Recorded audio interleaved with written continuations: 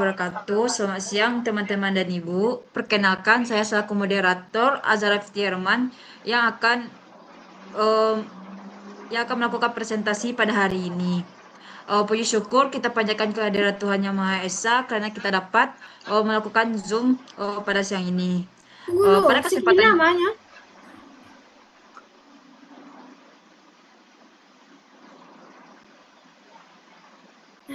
kamu lo ya.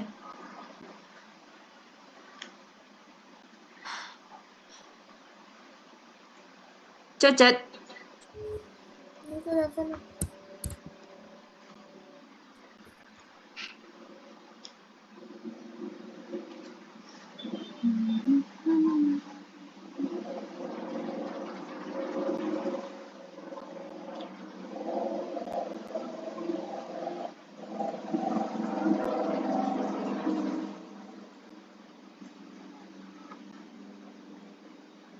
Wah, lanjut sih dulu ndak, aku nyusul aja. Iya, Mana? nadanya dong. Apa ceknya loading ceknya? Sinyal mungkin. Lanjut salah dulu ndak. Lanjut Ya lah. lah, lanjut ya. Oke. Assalamualaikum warahmatullahi wabarakatuh. Selamat siang teman-teman dan Ibu. Perkenalkan saya selaku moderator Azra Fitirman yang akan memandu jalannya presentasi pada hari ini. Puji syukur kita panjatkan kehadiran Tuhan Yang Maha Esa karena kita dapat melakukan Zoom dan mengikuti presentasi dalam keadaan sehat. Pada kesempatan kali ini, izinkan kami kelompok 3 mempresentasikan tentang materi penawaran uang yang beranggotakan dengan saya sendiri Azhara Fityarman, Ani Putri, yang ketiga ada Antonia, yang keempat ada Cantika, yang kelima ada Anggun, yang keenam ada Akila. Ah, baiklah, pada materi pertama ini yang akan dibawakan oleh saya sendiri, yaitu tentang penawaran uang. Penawaran uang itu lebih populer dinyatakan dengan istilah jumlah uang yang beredar. Dalam laporan data statistik, jumlah yang beredar biasanya dilambangkan dengan huruf M.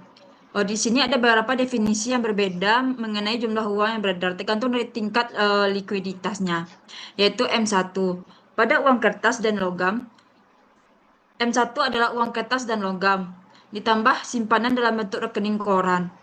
M2 adalah M1 ditambah tabungan ditambah deposito berjangka pada bank-bank umum. M3 adalah M2 ditambah tabungan ditambah deposito berjangka pada lembaga-lembaga keuangan tapi bukan bank. Secara sederhana, penawaran uang atau jumlah uang beredar terdiri atas uang logam, uang kertas, deposito berjangka, simpanan giro, itu berbagai macam tabungan dan rekening valuta asing milik swasta domestik. Penawaran uang dipengaruhi oleh pemerintah dengan berbagai kebijakan yang telah ditetapkan. Lembaga yang biasanya bertanggung jawab mengatur dan menjalankan kebijakan, khususnya kebijakan moneter, adalah Bank Sentral. Secara sederhana, penawaran uang berarti banyaknya uang yang tersedia dan dapat digunakan masyarakat untuk kegiatan ekonomi, seperti membeli barang, membayar jasa, atau menabung. Contohnya itu, seperti jika Bank Indonesia menambah jumlah uang yang beredar, maka masyarakat memiliki lebih banyak uang untuk digunakan dalam transaksi ekonomi. Baiklah, materi selanjutnya yang akan dibacakan oleh Anggun. Kepada Anggun dipersilakan. Baiklah, selanjutnya saya akan menjelaskan mengenai teori penawaran uang. Teori penawaran uang adalah teori yang mempelajari bagaimana jumlah uang yang beredar dalam perekonomian ditentukan dan bagaimana pengaruhnya terhadap kegiatan ekonomi seperti inflasi, suku bunga, hingga pendapatan nasional. Beberapa teori penawaran uang yang terkenal, yang pertama itu teori klasik yang dipelopori oleh Irving Fisher, di mana menurut teori klasik, jumlah uang yang beredar sangat dipengaruhi oleh tingkat harga. Jika jumlah uang yang beredar terus meningkat, maka harga barang naik atau terjadi inflasi. Tapi sebaliknya, jika jumlah uang yang beredar menurun, maka harga barang cenderung turun, sehingga dapat menyebabkan deflasi. Maka dari itu, rumus persamaan dalam teori ini yaitu MV sama dengan PT, di mana M itu money yaitu jumlah uang beredar, V itu velocity yaitu kecepatan peredaran uang, P itu price yaitu tingkat harga, dan T itu transaction yaitu jumlah transaksi. Yang kedua ada teori Keynes yang dikemukakan oleh John Maynard Keynes, menjelaskan bahwa masyarakat menyimpan uang bukan hanya untuk melakukan transaksi saja, tetapi juga karena beberapa motif tertentu. Terdapat 3 motif masyarakat dalam menyimpan uang. Yang pertama itu motif transaksi, yaitu uang disimpan untuk memenuhi kebutuhan sehari-hari seperti membeli makanan, membayar transportasi, dan kebutuhan lainnya. Yang kedua, motif berjaga-jaga, yaitu uang disimpan untuk menghadapi keadaan darurat atau kebutuhan yang tidak terduga di masa depan. Yang ketiga, motif spekulasi, yaitu uang disimpan untuk memperoleh keuntungan. Misalnya dengan melakukan investasi ketika kondisi ekonomi dianggap menguntungkan. Teori ini juga menjelaskan bahwa jumlah uang yang beredar akan menentukan besarnya suku bunga. Dan inilah yang akan mempengaruhi minat para pelaku ekonomi untuk berinvestasi.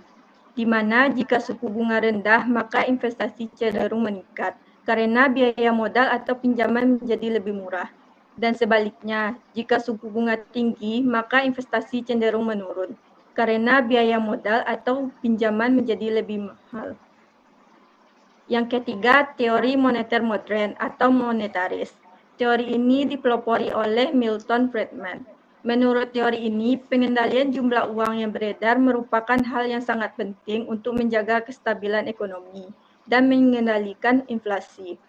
Kaum monetaris berpendapat bahwa inflasi terjadi karena jumlah uang yang beredar terlalu banyak dibandingkan jumlah barang atau jasa yang tersedia di masyarakat. Oleh karena itu, pemerintah dan bank sentral harus mengatur jumlah uang yang beredar secara hati-hati agar inflasi dapat dikendalikan. Teori ini juga menjelaskan bahwa kebijakan moneter seperti pengaturan suku bunga dan pengendalian kredit dapat digunakan untuk menjaga pertumbuhan ekonomi tetap stabil, serta mencegah terjadinya krisis ekonomi. Sekian penjelasan dari saya kembalikan kepada moderator. Terima kasih kepada Anggun.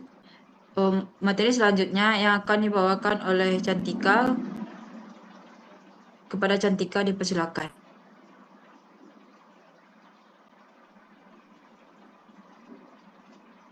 Baiklah, di sini saya akan menjelaskan tentang kurva penawaran uang. Nah, kurva penawaran uang secara teoritis memiliki slope positif, yang berarti bahwa dengan meningkatnya tingkat bunga, jumlah uang yang ditawarkan di pasar juga meningkat. Namun, pada praktiknya di berbagai negara, termasuk salah satunya Indonesia, kurva penawaran uang sering digambarkan sebagai garis yang vertikal. Hal ini menunjukkan bahwa pasokan uang tidak bergantung pada tingkat bunga. Alasan utamanya adalah kontrol yang dijalankan oleh bank sentral atas pasokan uang. Di Indonesia, Bank Indonesia adalah sebagai bank sentral yang memiliki kendali penuh atas jumlah uang yang beredar. Bank sentral menetapkan pasokan uang berdasarkan kebijakan moneter, bukan sebagai respon terhadap perubahan tingkat harga. Oleh karena itu, perubahan tingkat bunga tidak secara langsung mempengaruhi jumlah uang yang ditawarkan di pasar. Kebijakan bank sentral dalam mengatur pasokan uang ini bertujuan untuk mengendalikan inflasi dan mendukung stabilitas ekonomi. Dengan demikian, kurva penawaran uang yang tegak lurus merefleksikan kebijakan moneter yang independen dari pasar uang. Next, Sani.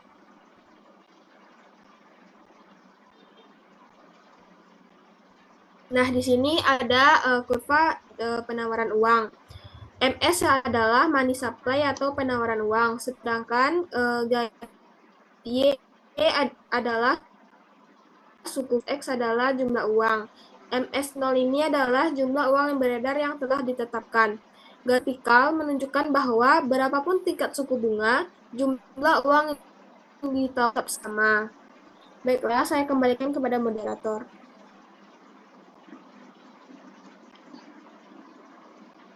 Terima kasih kepada Cantika. Materi selanjutnya yang akan dibawakan oleh Ovel. Kepada Ovel dipersilakan.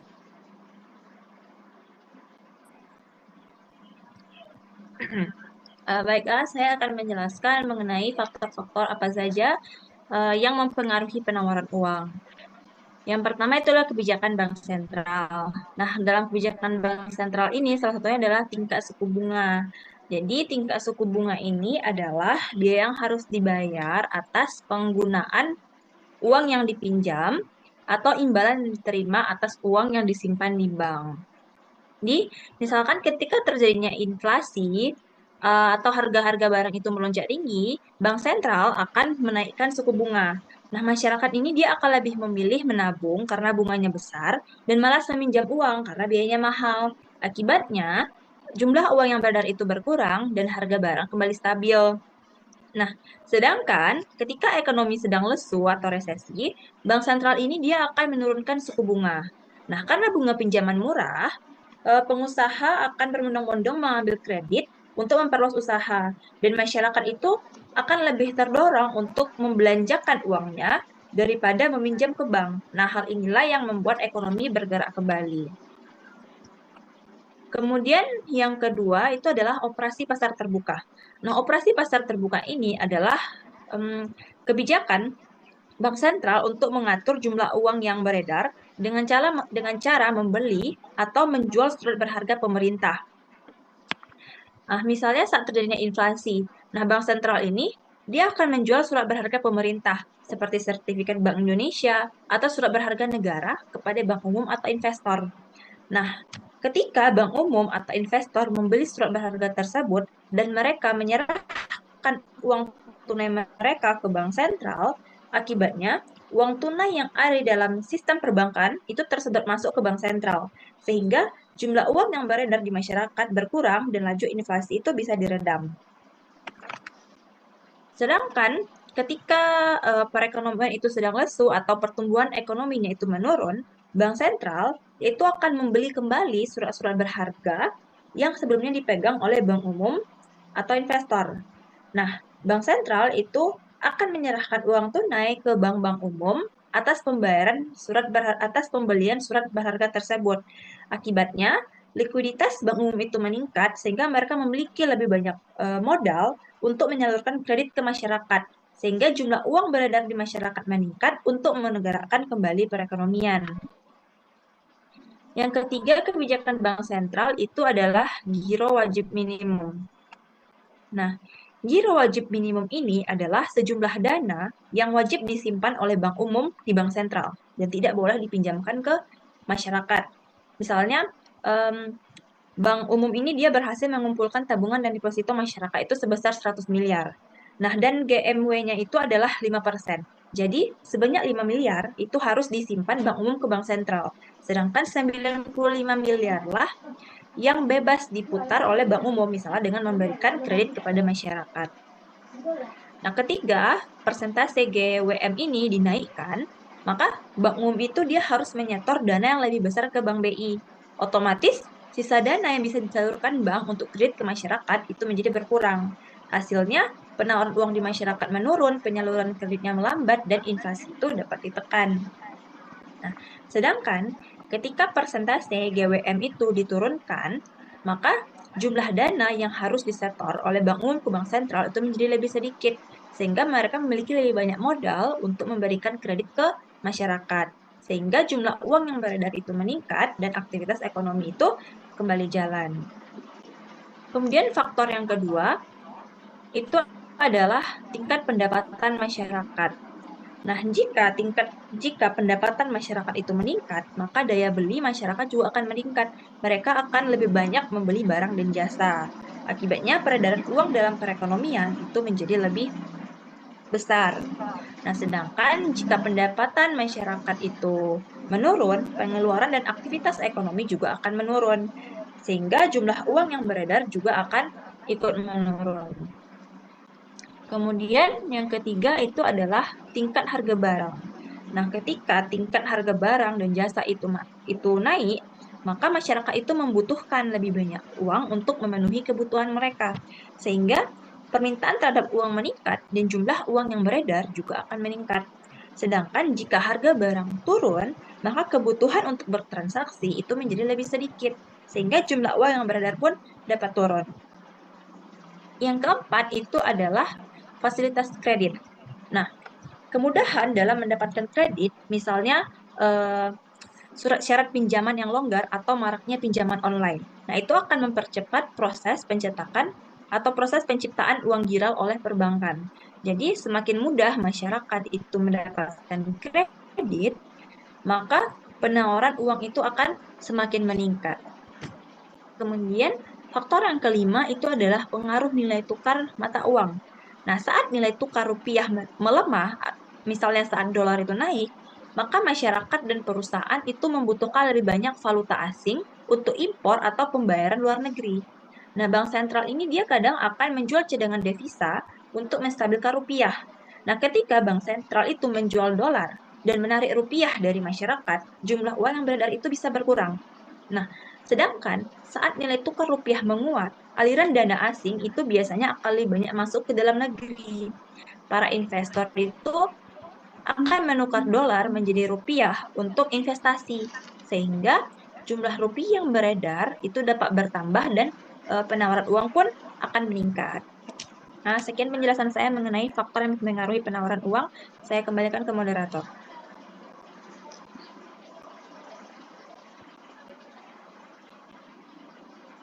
Baik, terima kasih kepada Ovel. Materi selanjutnya akan dibacakan oleh Ani Putri. Kepada Ani, dipersilakan.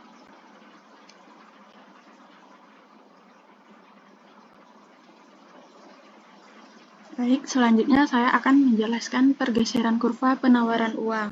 Terdapat 4 faktor yang mempengaruhi pergeseran ini. Yang pertama, faktor yang sangat berpengaruh adalah tingkat bunga, yaitu pada saat kita menabung di bank, maka kita akan memperoleh bunga. Begitupun sebaliknya, pada saat kita meminjam uang di bank, maka kita harus membayar bunga. Lalu kaitannya dengan penawaran itu adalah ketika suku bunga ditinggikan oleh bank sentral, maka bank komersial akan sangat berhati-hati dalam menyalurkan kredit pinjaman. Karena mereka takut nasabah mereka itu tidak mampu membayar cicilan dengan bunga yang besar. Sehingga jumlah uang yang beredar di masyarakat berkurang. Bagaimana sebaliknya jika bank sentral itu justru malah menurunkan suku bunga, maka banyak masyarakat yang berminat untuk meminjam uang. Mereka mulai mengajukan KPR dengan cicilan yang ringan. Baik pengusaha, wirausaha, UMKM, mereka mulai meminjam uang untuk mengekspansi usahanya. Dalam kondisi ini, jumlah uang yang beredar di masyarakat itu meningkat. Namun, suku bunga bukan satu-satunya pengendali. Bisa jadi sewaktu-waktu suku bunga sudah diturunkan oleh bank sentral, namun masyarakat masih enggan dalam bertransaksi. Ternyata ada faktor lain yang membuat barang tersebut ragu dalam bertransaksi, yaitu ketika kenaikan harga barang yang secara terus-menerus. Kondisi inilah yang dinamakan dengan inflasi. Inflasi adalah kenaikan harga barang atau jasa yang terjadi secara umum dan terus-menerus. Sedikit kenaikan harga memang wajar, tapi jika sudah sangat terlalu tinggi, dan tidak dapat dikendalikan, maka dampaknya akan sangat merugikan, karena inflasi yang tinggi dapat melumpuhkan perekonomian. Jika inflasi melonjak drastis, maka daya beli masyarakat itu akan turun. Uang 100.000 yang tadinya cukup untuk 1 minggu, hari ini mungkin hanya cukup untuk 3 hari, sehingga banyak masyarakat yang mengeluh dan malas dalam berbelanja, dikarenakan mereka khawatir besok harga akan naik lagi. Pada kondisi ini, pemerintah dan bank sentral akan mengambil langkah untuk menggerakkan perekonomian dengan cara memperbanyak jumlah uang yang beredar di masyarakat. Inilah yang membawa kita pada faktor yang ketiga, yaitu produksi nasional dan pendapatan nasional. Produksi dan pendapatan nasional adalah dua hal yang saling terkait. Ketika sebuah industri atau pabrik itu mampu beroperasi secara optimal dan banyak karyawan bekerja dan peroleh gaji, dari gaji inilah mereka akan mengalokasikan untuk memenuhi kebutuhan hidupnya, mulai dari membeli barang atau jasa, sehingga tanpa disadari hal ini mendorong perusahaan untuk memproduksi lebih banyak. Inilah siklus pertumbuhan ekonomi yang sehat. Namun ada kalanya juga produksi tersebut menurun, yang disebabkan karena permintaan global yang lesu, bencana alam, dan lain sebagainya. Pada kondisi ini, maka perusahaan mulai mem-PHK karyawan, banyak pengangguran di mana-mana, dan pendapatan berkurang. Oleh karena itu, faktor kesehatan perbankan menjadi faktor yang keempat yang tidak kalah pentingnya. Bank merupakan jantung perekonomian ekonomi saat ini. Mereka menjadi perantara antara pihak yang berkelebihan uang, peminjam, penabung, dan pihak yang butuh uang, yaitu peminjam. Setiap bank diwajibkan untuk menyimpan sebagian dana yang dikumpulkan dari nasabahnya untuk disimpan sebagai dana cadangan yang digunakan untuk menjaga bank agar tetap mampu memenuhi kebutuhan nasabah yang ingin menarik dana kapanpun mereka butuh. Bank Indonesia menetapkan persentase cadangan minimum yang harus dipenuhi atau bisa disebut dengan giro wajib minimum. Selanjutnya yaitu nilai tukar rupiah. Di buku seringkali memberikan solusi yang instan. Jika nilai tukar rupiah itu rendah, maka kurangi saja jumlah uang yang beredar, lalu tingkatkan suku bunga, dan masalah pun selesai. Namun, di dunia nyata, ketika rupiah mencapai 17.600 per dolar Amerika Serikat, Bank Indonesia tidak bisa memakai cara tersebut. Karena jika dia meningkatkan suku bunga, yang ada masyarakat banyak mengeluh karena merasa berat dalam membayar cicilan.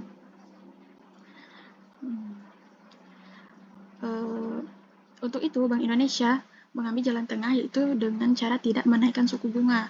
Mereka memilih untuk tetap pada suku bunga yang seharusnya agar sektor usaha dan UMKM tetap berjalan. Sebagai gantinya, Bank Indonesia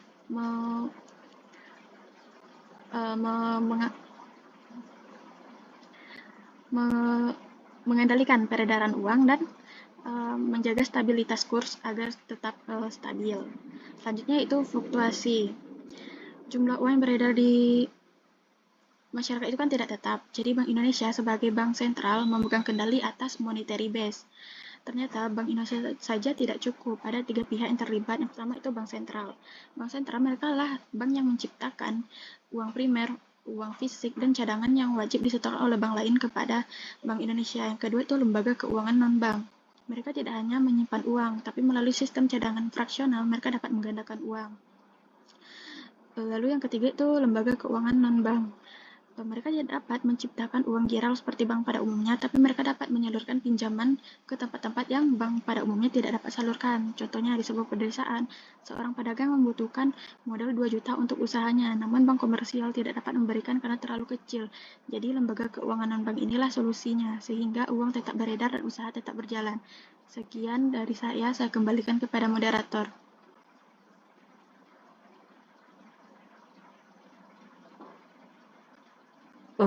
Baiklah, terima kasih kepada Ani Putri. Pemateri selanjutnya yang akan dibacakan oleh Kila. Kepada Kila dipersilakan. Terima kasih kepada moderator. Selanjutnya saya akan menjelaskan tentang keseimbangan penawaran uang. Keseimbangan penawaran uang adalah kondisi ketika jumlah uang yang tersedia atau ditawarkan di masyarakat sama dengan jumlah uang yang dibutuhkan atau diminta masyarakat. Pada titik keseimbangan ini, tingkat suku bunga menjadi stabil karena tidak ada kelebihan penawaran maupun kelebihan permintaan uang. Dalam kondisi keseimbangan, masyarakat memiliki jumlah uang yang cukup untuk melakukan transaksi, menabung maupun investasi, dan jumlah uang yang disediakan oleh pemerintah atau bank sentral juga sesuai dengan kebutuhan tersebut. Dalam pasar uang, keseimbangan ini juga memengaruhi tingkat suku bunga. Ketika permintaan dan penawaran uang berada pada titik yang sama, tingkat suku bunga akan berada pada tingkat keseimbangan sehingga dapat mendukung pertumbuhan ekonomi, menjaga stabilitas harga, serta meningkatkan kesejahteraan masyarakat. Next.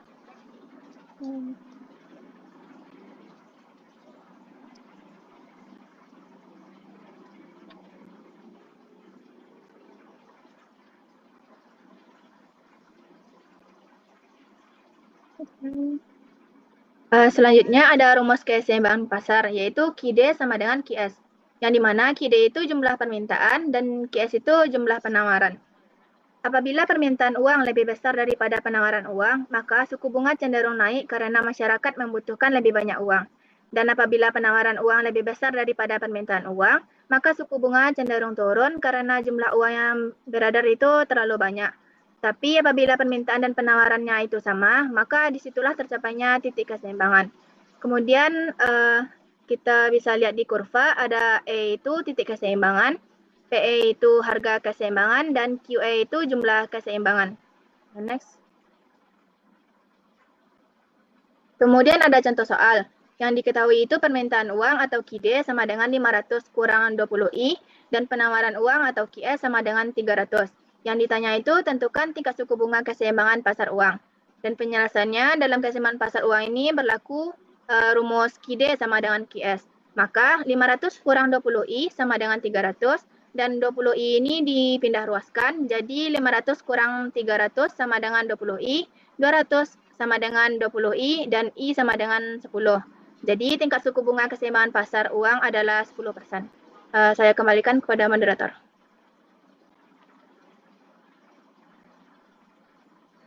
Baiklah, materi selanjutnya akan dibacakan oleh Anggun. Kepada Anggun dipersilakan. Baiklah, selanjutnya tujuan pengendalian penawaran uang adalah untuk menjaga kestabilan perekonomian suatu negara. Pengendalian ini dilakukan oleh Bank Sentral seperti Bank Indonesia agar jumlah uang yang beredar tidak terlalu banyak maupun tidak terlalu sedikit. Beberapa tujuan pengendalian penawaran uang yaitu yang pertama itu menjaga stabilitas harga, di mana jika uang yang beredar terlalu banyak, maka harga barang dapat naik terus sehingga dapat menyebabkan inflasi. Maka dari itu pengendalian dilakukan agar kenaikan harga tetap stabil. Yang kedua, mendorong pertumbuhan ekonomi. Dengan jumlah uang yang cukup, membantu masyarakat dan perusahaan melakukan kegiatan ekonomi seperti investasi, produksi, hingga konsumsi. Yang ketiga, menjaga kestabilan nilai mata uang. Pengendalian uang beredar dapat membantu menjaga nilai tukar rupiah terhadap mata uang asing tetap stabil. Yang keempat, mengurangi pengangguran. Dengan kondisi ekonomi yang stabil, perusahaan lebih mudah berkembang sehingga dapat membuka lapangan pekerjaan baru. Yang kelima, menjaga kestabilan sistem keuangan, yang mana pengendalian penawaran uang membantu menjaga kondisi perbankan dan pasar keuangan agar tetap aman dan tidak mengalami krisis. Dan yang keenam, mengatur tingkat suku bunga, yaitu jumlah uang yang beredar mempengaruhi suku bunga. Jika uang beredar terlalu banyak, maka suku bunga bisa turun. Dan sebaliknya, jika uang beredar terlalu sedikit, maka suku bunga bisa naik. Sekian dari saya kembalikan kepada moderator. Baiklah, terima kasih kepada Anggun. Jadi kesimpulannya, penawaran uang merupakan jumlah uang yang beredar dalam perekonomian, baik dalam bentuk uang kartal, giral, tabungan, maupun deposito. Penawaran uang memiliki peran penting dalam menjaga kestabilan ekonomi karena memengaruhi inflasi, suku bunga, nilai tukar, investasi, serta pertumbuhan ekonomi. Jumlah uang yang beredar diatur oleh Bank Sentral melalui kebijakan moneter seperti operasi pasar terbuka dan pengaturan suku bunga. Dalam teori ekonomi, penawaran dijelaskan melalui teori klasik, Keynes, dan monetaris yang menekankan pentingnya pengendalian uang beredar agar perekonomian tetap stabil.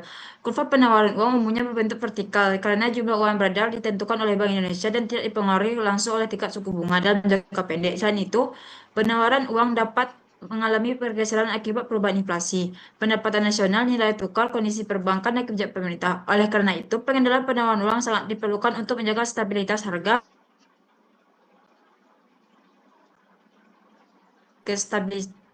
kestabilan nilai rupiah, dan menciptakan sistem keuangan yang sehat. Baiklah, sekian presentasi hari ini dari kami. Jika ada kurang dan salah